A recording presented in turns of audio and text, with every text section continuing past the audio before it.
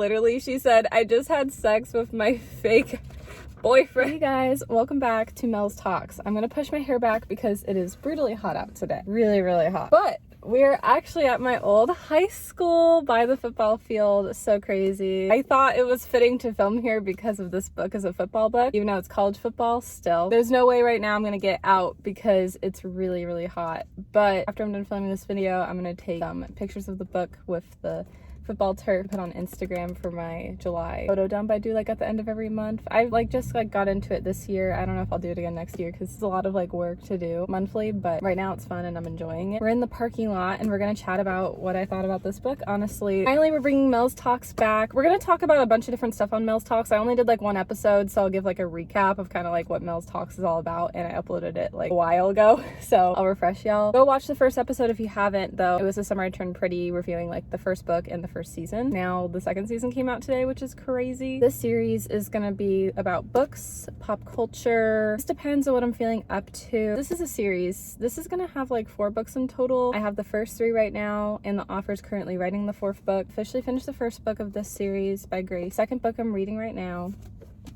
Proof that I'm reading it. I made this bookmark so cute. I'm almost done. I would say on this one I'm on page 276 and it's Breakaway. It's so cute. That'll be the next review from this series. And then we also have Stealing Home, which actually I got ahead of this book. I'm on 159 on this book. The real tea with the series is that a couple months ago I wasn't sure if I wanted to read them or not because they have spice and they have a lot of kinky talk, rated R. So that is a heads up with this book if you're interested or not, whether if you like that or not. I don't want to just be here you go, and then you're wait, whoa, I don't know if I want to read this kind of book. I never want to be that person if I'm recommending a book, whether if it's in person or on a video. I always want to give context because I don't want to screw a person over and be wait, this isn't my kind of read. There's always other people that are would prefer a closed door, which I do prefer closed door read, but this is definitely an open door read. But it's really good. I'm gonna get into it. I like the series a lot. It's my only exception really to the open door books because I don't really like that many open door books, so it's good. I think it's really good if you can handle it. I'm just trying. The second book, that's a whole other episode, but I got into reading the Stealing Home book. This one caught my eye the most and I really liked it, but I really needed more context from the first 2 books, so that's why I started this one and finished it. Let's talk about the cover. I love this cover. The only thing I don't love, I wish the couple could look more lovey-dovey in it, and the other 2, not gonna lie, they look just more lovey-dovey, in love. This is just kind of caught off guard. That's the only thing I don't really like about the cover. Other than that, the cover's so cute. I just wish it could look more in love. But it's the first book, so it's fine. This book was only how many pages long? Really short read, honestly. I thought it was a really cute read. I'll get into it. It's about James and Beckett, but she goes by Bex. Her ex-boyfriend and her mom call her Bexy, and that's why Bex hates the nickname Bexy at one point. Oh wait, I gotta give a description of all the siblings because Izzy called Bex Bexy and James was don't call her that, she hates that, but thankfully not in front of Bex. But I have to kind of give a rundown of all the characters because in the later books the later characters are going to be important, and I might pop up those other books again so you guys have a visual. So this is James, this is Bex. They're the main characters in the first book. James Callahan is his name, and the other 3 books are about his siblings, which are the Callahan siblings. Book 2 is Cooper and Penny. Also Tangerine is an icon. We'll get into that in a later time, sadly. James is the oldest. Cooper is the second oldest. Sebastian is the same age. He's actually an adopted brother, but he's basically Cooper's twin. But the funny part is Penny is best friends with Mia. So there's just a lot of weird parallels in this series. And then Izzy Callahan, I don't know what she looks like yet because the Wicked Serve cover hasn't came out, but similar probably to Cooper and James, but as a girl. I'm just giving a little context with the storyline before I film reviews on the other books, but that's gonna take a little bit because I'm still not done with them. This one I'm done with, so sorry. We're gonna get into it. Disclaimer, there's gonna be spoilers, I think, because I want to review the books, so just watch at your own risk. I personally like watching books on YouTube because it helps give me a rough idea if I like the book or not. So people with the reviews on this book were mixed. Some liked and some disliked, and that's why I finally was you know what, I want to read for myself and see if I like it for myself. Overall, I would actually give it a 4-star read. There's people that like the series and there's people that dislike the series. I guess I don't give it a 5-star because I want to really love a book to give a 5-star, and I really do like it. I'm just again not into the whole spice open door, rated R type of, you know, genre. I don't know if it's considered like a genre or like a rating, I guess. Yeah, like PG-13, like those rating kind of things. I don't know. Like, I like a closed door read. I don't mind like mild language, but I like a Hallmark type of like books. But I was kind of invested because it was about sports, and I love sports. I actually did swim team when I was in high school. I don't know. I love like a sports romance, and I wanted to. Okay, so I'll just give the synopsis of the story. Tutoring the new star quarterback in exchange for a few fake dates won't lead to anything more, right?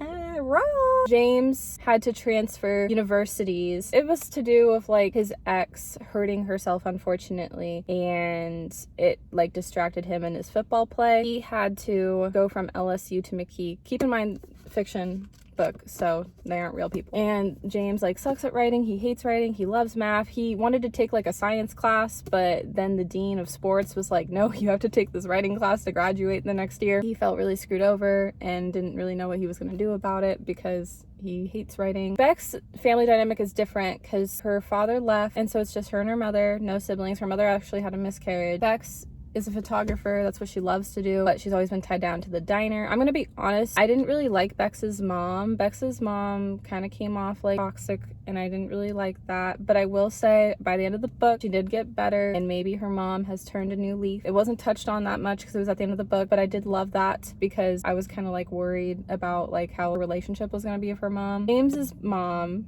love her.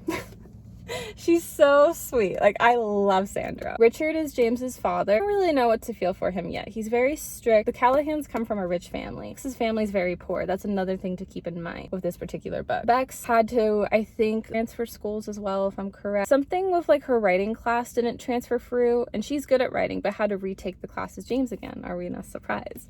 And then Bex had a very toxic ex named Daryl, and Bex's friend Laura invited her to a party. She wasn't sure if she wanted to go. James sees Bex in the corner at the party. He thinks she's gorgeous. Daryl's on the football team with James. Daryl and James basically like have a little pep talk, and Daryl talks really poorly about his ex. It's about Bex. James doesn't know this at the time, but he stands up for the ex, and it was really sweet, being like, you shouldn't like talk to women like that. James was basically telling Daryl like, you shouldn't talk about women like that, like how he was talking about her, and it was just like, wow. At the party, Bex is trying to get away from Daryl because Daryl, of course, he's the annoying ex, finds Bex at the party, and Bex just ends up to a random stranger and kisses him, and it's James. And she was not going to date another football player, but of course it's another football player on the team, you know? Finally, they find out they have the writing class together, and James really likes Bex but doesn't want a relationship right now because of like football and his ex Sarah and all that drama. He's like, hey, could we tutor? And Bex is like, no. So it took a little convincing. Finally, he got her number. Finally, they agreed to it, basically, long story short, and they decide to fake date because Daryl is kind of like an abusive ex and just like won't get off Bex. Bex figures like for her safety and because he needs to pass writing, like they're gonna be in a fake relationship is basically like the long story short. But in that time frame of the fake relationship, they both really realize they actually like love each other and want to be together. And yeah, so some of the spice scenes, well, they both like had their first time together when they were still fake dating, and I thought that was a little weird. There was a line in here that literally she said, I just had sex with my fake boyfriend. And it was like kind of weird. But then once they were like officially together, like they had a little Christmas moment in this book during the holiday break that they were like together in James's like childhood bed at night sleeping, that they said I love you, and I thought that was actually like cute. It looks interesting, but it's cute. I think it's cute. What else is important in the book? Daryl eventually finds out that they were fake dating, but then it turned into something real, and Daryl had seen that, and Bex like was honest with that. Daryl, without her consent, kisses Bex, and then Bex keeps it a secret because Richard during the holiday break told Bex, hey, don't distract my son is my only thing, because like James's ex Sarah was like a distraction apparently, which is like, oh no. Ugh. Richard probably means well, but he's just strict with his kids in sports. When that had happened at the game, the final game of like the season, Bex was like, I cannot tell James, but then during like halftime, James saw like Bex look really upset, and so she had to confess, and then James loses the game for Bex. which he wasn't supposed to do, because that was his old like tendencies, you know, with his last ex. But at the same time, because it's a romance book, it is really sweet, because like it went to show like, wow, like he really loves Bex and he didn't like what Daryl did. So it was sweet in like that regard, but still like Bex, and I mean me reading, is like, why did you do that? You know, this is your life, this is your career. But by the end of the book, like, I had some space. Oh, real quick, Sebastian, actually, we got to know him a little bit. So he's adopted, right? His family unfortunately had a car accident, so the Callahans took him in. His name is Sebastian Miller Callahan. Sebastian goes to the diner to talk to Bex and just like, you know, wants to sympathize with her with like not fitting in, because Sebastian felt like it took him a while to fit in, which we'll get into that in Stealing Home. But I thought that was really cute. But then eventually James and Bex make up and talk. They just talk things out for their relationship. Like, they want to figure out like how to make it work, but you know, not have like James ruin his football career for Bex, you know. I don't know, James talked things out with Sandra. We love Mother Sandra. And then Bex and James talked it all out and worked it out. Oh, on top of it, Bex wants to be a photographer, right? James convinces her to be a student photographer, which I think is really cool to like have that experience, because she was getting a business degree for the diner. But really like it kind of works out for photography to have her own business. So she really wanted to major in like arts, so it's also kind of a bummer. But she was able to like make it work, because then in the second book she has a photography business that she's starting up, because it was a bummer she didn't get to do like the one program she wanted to do, which was like photography. But at least with business she got to learn like some tools to have the photography business. But she ends up entering a photography show because of her friend Laura, and wins $1,000, which is cool for Bex, and then gets to go to another show where she potentially gets to win $5,000. I don't think the book ever said. I think she won. I don't remember. Probably she did. I like miss it? I don't know.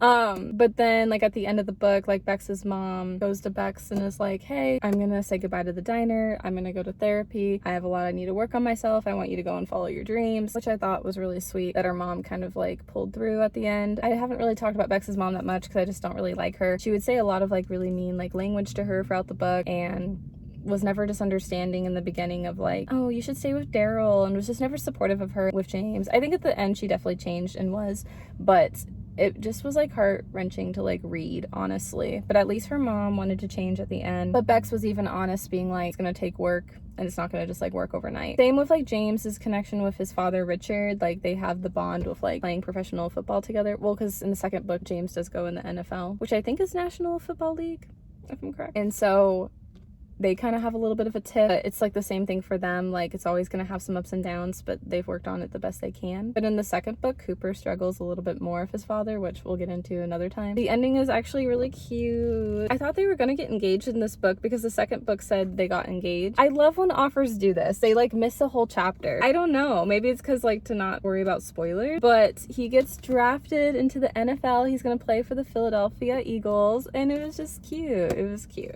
of an ending. That's all for this review today. I hope you guys enjoyed it, and I'll see you guys in my next video. Bye.